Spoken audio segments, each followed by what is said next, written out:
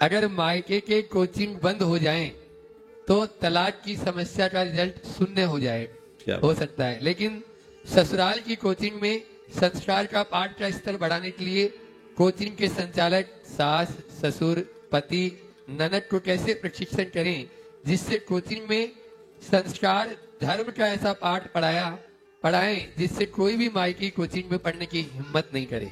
क्या बात। एक बार उनके सवाल के लिए जोरदार कर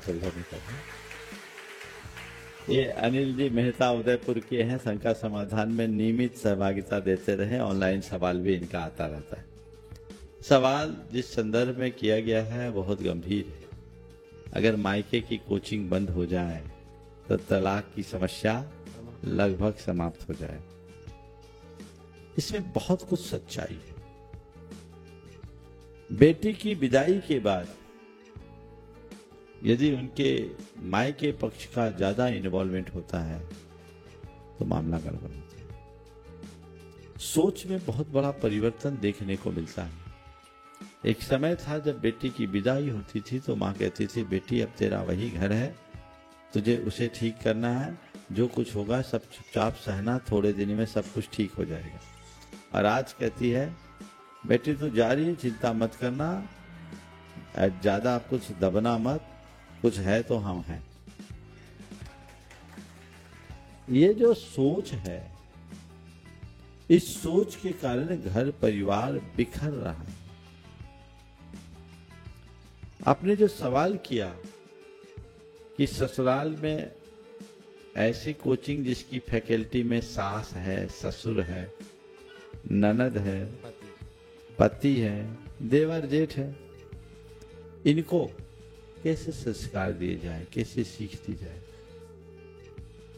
मैं इस संदर्भ में ये कहूंगा कि यदि किसी की बेटी तुम्हारे घर में बहू बनकर आई है तो उस बहू को इतना अपनत्व दो, इतना अपनत्व दो कि उसे इस बात का एहसास होने लगे अब यही मेरा घर है और यही सबसे अच्छा घर।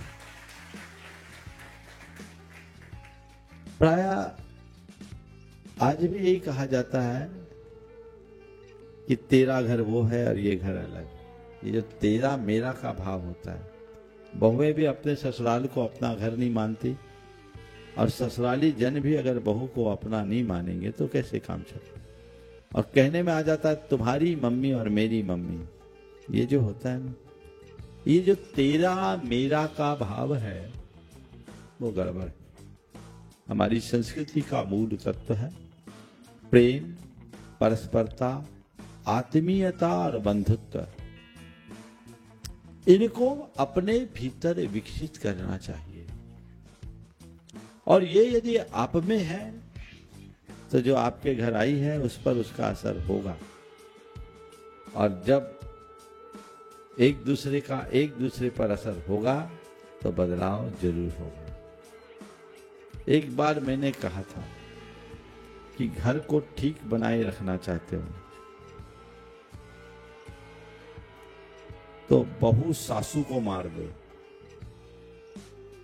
और सासू बहू को मार दे।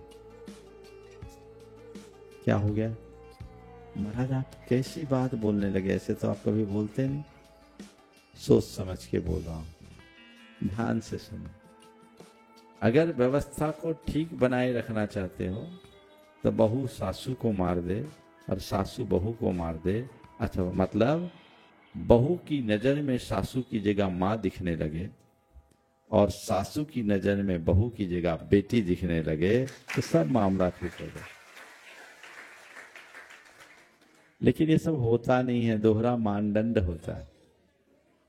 घर में बहू यदि कुछ करे तो सासू का उसके प्रति नजरिया अलग होता है और तुम्हारी बेटी अपनी ससुराल में कुछ कहे तो सासू का नजरिया दूसरा हो जाता है। यही तो गड़बड़ है, हाँ?